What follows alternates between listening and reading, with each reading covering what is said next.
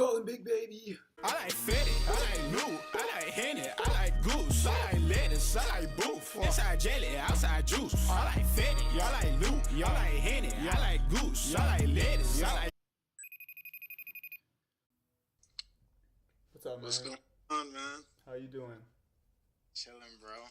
Just packing and shit right now.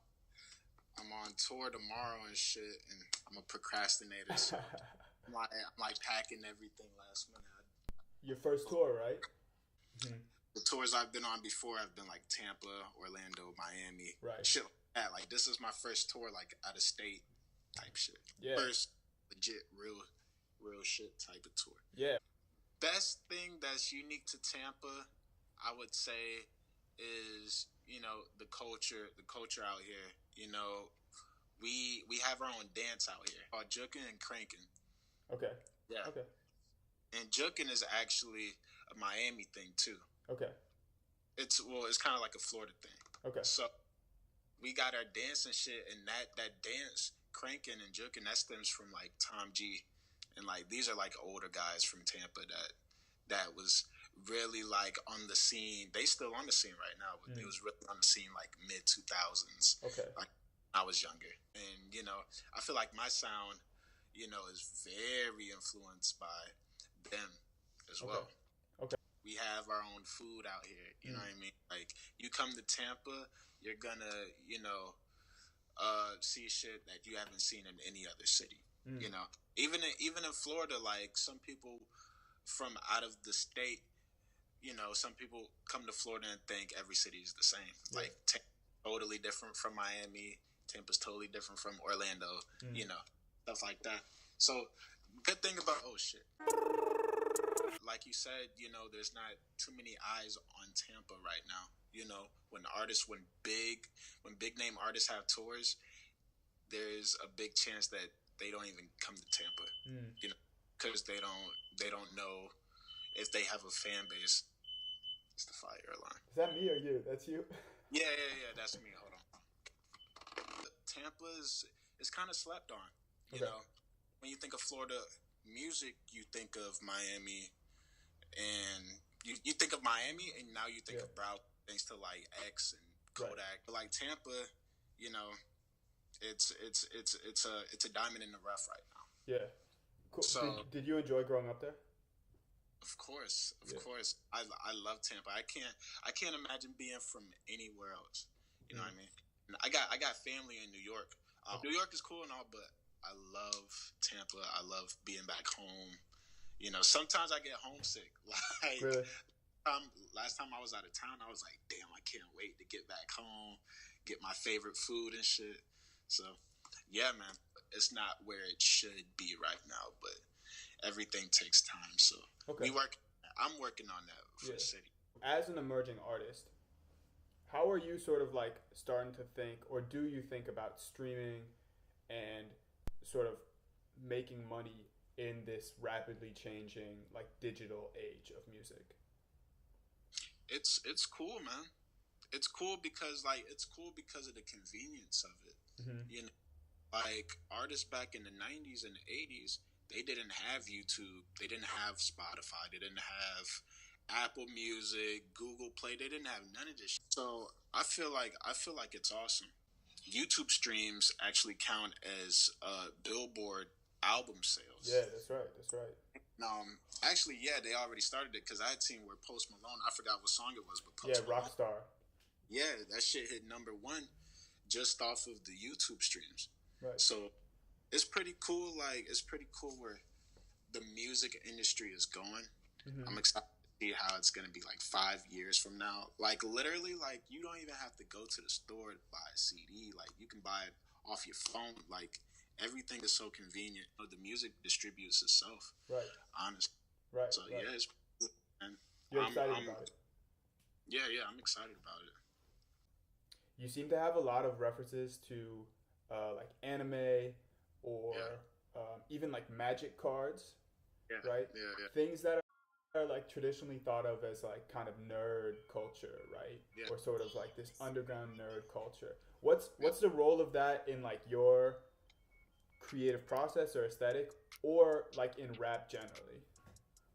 Man, like just me growing up, like I was watching Yu-Gi-Oh and all types of anime.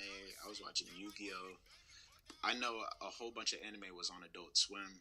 Mm-hmm. My brother got me into Adult Swim. There was like Cowboy Bebop, Inuyasha, Yu Yu Hakusho. Dragon Ball Z, of course, that's like the number one. That's like the first one everybody gets into. Yeah, bro, like I grew up on all that shit. So it's like how, like, you know, when I rap, like, of course I'm gonna put that in my raps. You know what I'm saying? Like, you know what I'm saying? Like, if I grew up watching fucking, I don't know, soap operas and shit, I would rap about soap operas now. But yeah. And then the kids I'm making the music for, they can relate to it because they grew up on the same thing. So, like, damn, like, we can relate to that. Cartoon, anime, any type of nerdy shit, I'm into it. I love it, you know. That goes back to me being in high school. Like, I was friends with everybody, you know. I wasn't a popular kid, so, like, there was no, like, you know, only hang out with popular kids. I knew everybody. So, you know, I had all types of friends, and they would put me onto different shit. Yeah. And, Yeah. you know, and that's why. In a way, I feel like the internet has, like, opened up where, like, 10 years ago, you wouldn't necessarily have a rapper referencing anime, but now, like, you can reach people who that appeals to, right? Or people will reach out to you for that reason. Right. Do you have any mentors? Definitely Gucci Mane. But I just now finished reading the Gucci Mane autobiography like last week on my flight back home, and like he literally talks about from him being a child, like all the way up until like right now with him getting out of jail and shit. Like me being younger, like that's all I listen to. That's all I listen to. Gucci Mane, Brick Squad, 1017, Waka Flocka, OJ Juice Mane, Woo the Kids, rest in peace Slim Duncan. Like I listened to all that shit growing up. Okay. So like, you know, a lot of my music now is influenced by it. Yeah. So, you know, and like I'm the type that likes to read books and shit. So me reading that book, like my eyes was glued to that shit. Like, you know what I mean? He literally goes into depth, like each song that he made, like what was going through his head, and like, you know, what mood he was in when he made the song, and that's literally for every, like, each and every single almost that he put out, and like he talks about his creative process throughout his albums, you know, all the hardships he went through, you know, just in the music industry and shit, and like it was very like motivating, you know, like, it was very, you know, it taught me a lot, you know, it gave me a lot of insight and shit. So yeah, Gucci is definitely one of my mentors.